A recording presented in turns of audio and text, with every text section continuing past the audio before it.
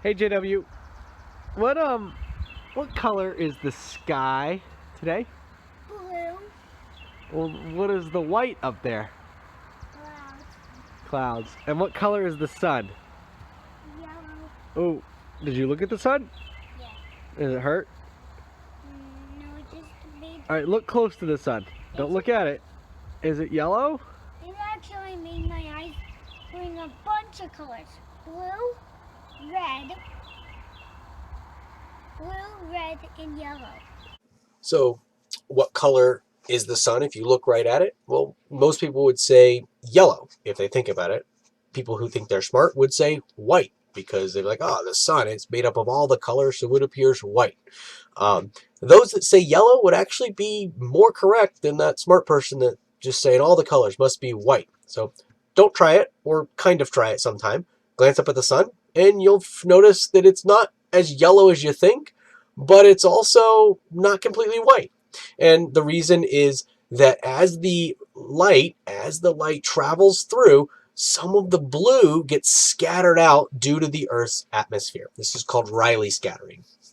The oxygen and nitrogen molecules in the air um, bounce off and scatter blue and green lights a little bit. Now, since it's only going through a little bit of the Earth's atmosphere, not a lot of the light is getting scattered out. So the light that reaches you still has most of all of its colors. All right. So here's the sun. In fact, it's even a circle just like the sun, and it appears white.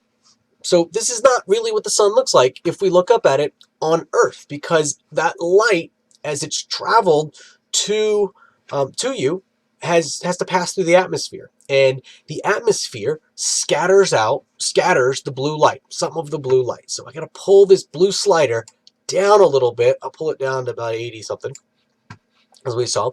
And so if you glance up at the sun, it does appear slightly yellow.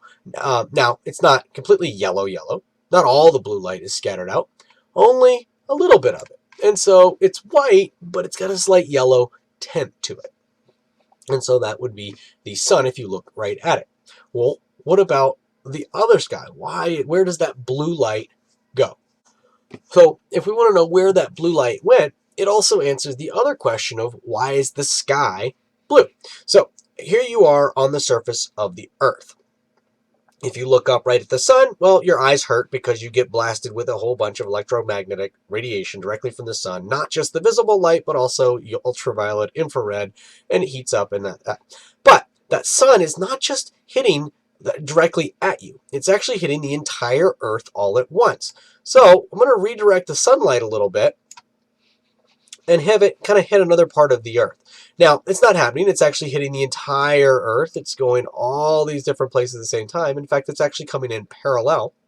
But this beam of light will help us kind of think about the rest of the sky. So if I look to this part of the sky, right here, where the beam is going through it, all these particles, and again, this is happening everywhere, but this particular beam of light, every now and then, and this happens a lot quicker, I will receive photons of blue and slightly greenish light, so green and blue light, into my eye from this part of the sky. I'll actually get light coming from here. Same thing if I glance down to the other area, there's sun going in there. If I glance over here, light, blue and green, will be hitting my eye. If I look way off, sure enough, I get blue. So no matter where I look, other than if I look up directly at the sun, no matter where I look, I see blue and a little bit of green light from that location in the sky. So if there were no light coming from the rest of the sky, and I only saw light if I looked right at the sun, then the sky would appear black everywhere I look except looking directly at the sun. But it doesn't. It appears blue everywhere. Why? Well, because of those photons that are getting scattered from all the other sunbeams in the atmosphere. The Rayleigh scattering of the oxygen and nitrogen all throughout the atmosphere is scattering the blue light all over.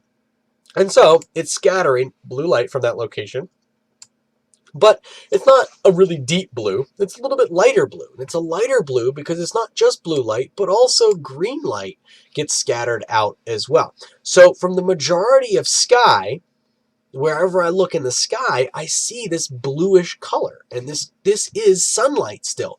This is still coming from the sun, but it's a reflection. It's a scattering off of the oxygen and nitrogen all throughout the sky.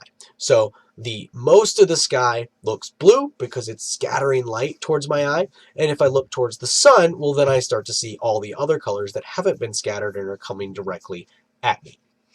So that's why the sun appears slightly yellow, why the rest of the sky appears blue, but why at sunset, if I look towards the sun appears very red, and all the clouds around it also appear very red, and even pink. The pink I can't completely get to until tomorrow, but we can hit the orange and the red and all those other colors.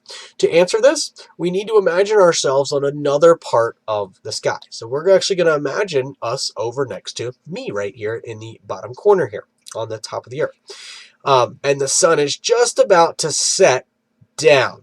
So the light that we'll be seeing will be the light as it comes at us. Now I'm going to make it go right at us. So let's imagine we're looking at the sun at this point.